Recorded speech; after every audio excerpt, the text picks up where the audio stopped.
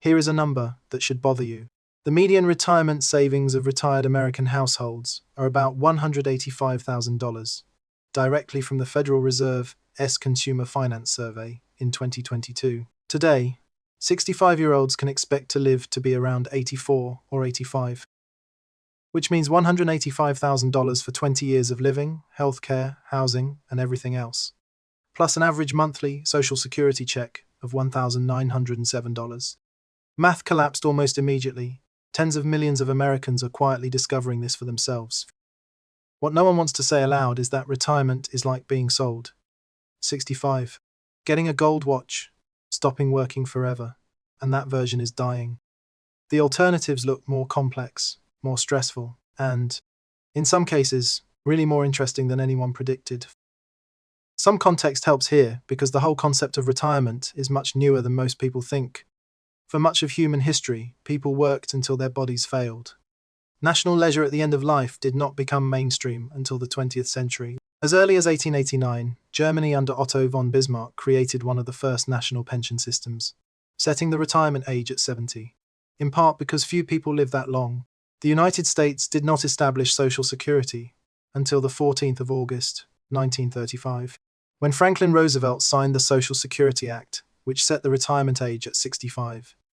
Life expectancy for people born in the same year is about 61 years, meaning the system was created for a world where most people simply cannot enjoy long-term benefits. Then came the post-war boom, followed by a golden age of retirement. Big companies guarantee old money, expand Social Security, and lock in cultural expectations.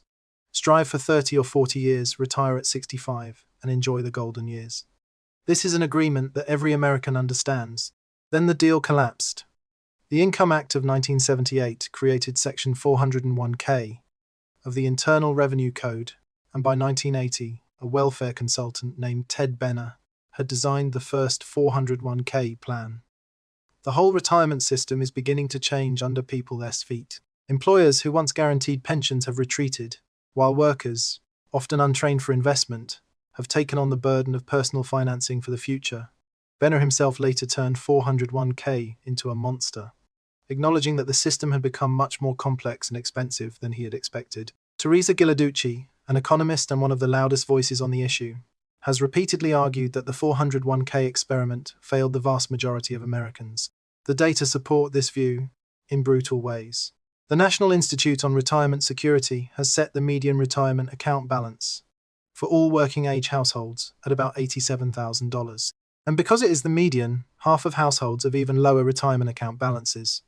At the same time, Fidelity estimates that retired couples, with an average age of 65 will need only about $315,000 for healthcare throughout their retirement, rather than the total cost of living for healthcare alone. When your total savings reach $185,000 and your healthcare alone reaches $315,000, the gap cannot be ignored.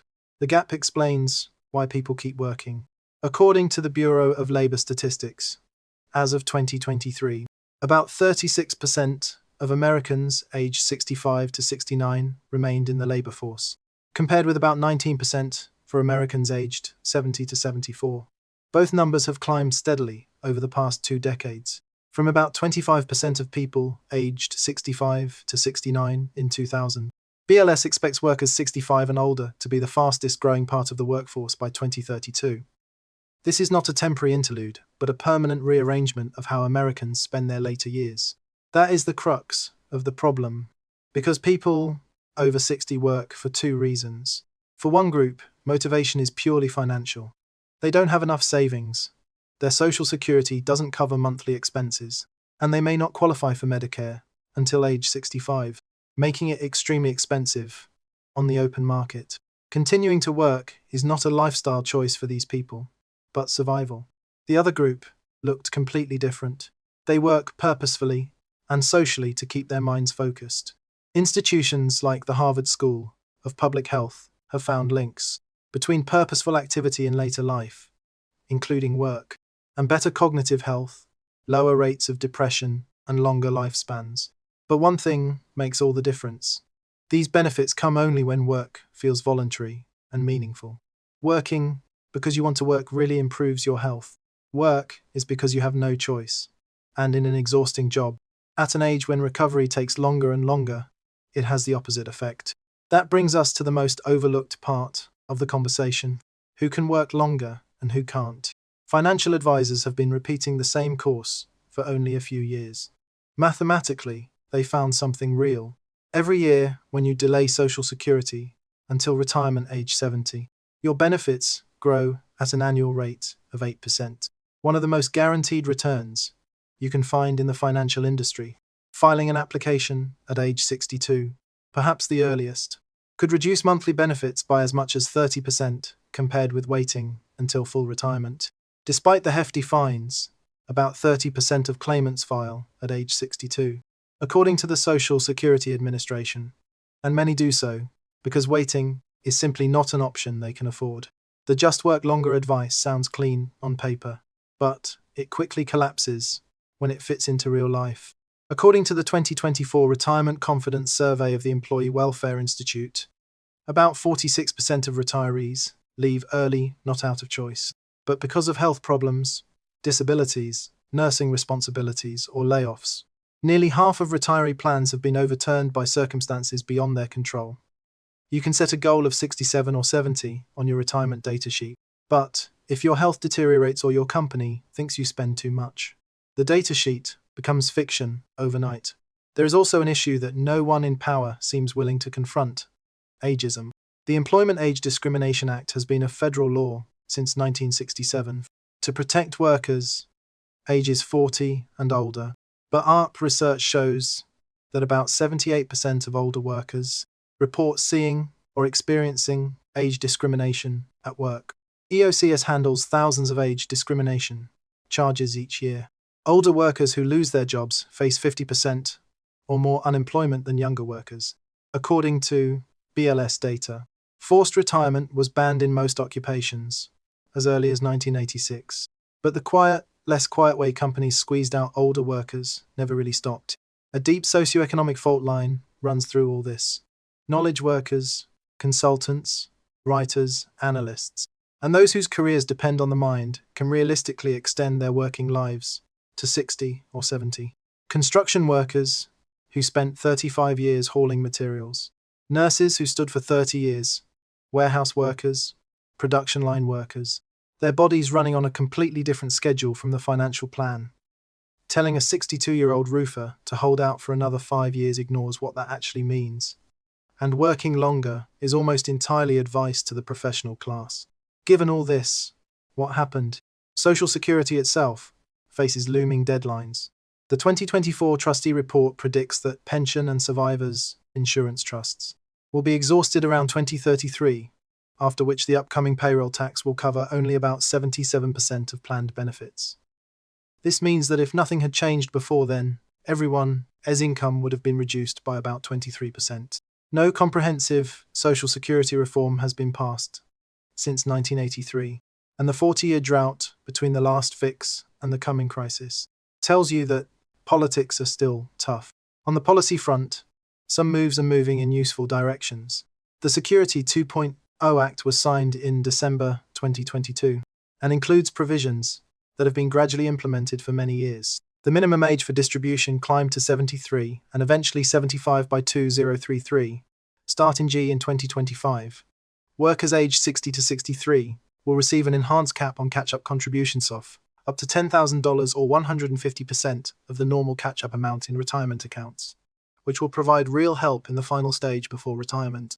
Researchers use the term bridge worker to describe older people working between their primary occupation and full retirement, whether part-time, consulting, or freelance. Most older workers actually prefer this model, a gradual relaxation model, rather than the difficult pauses on dates. But a survey by the Transamerica Center found that only about 20% of employers offered formal, phased retirement options, creating a huge disconnect between what the workforce wanted and what companies bothered to provide.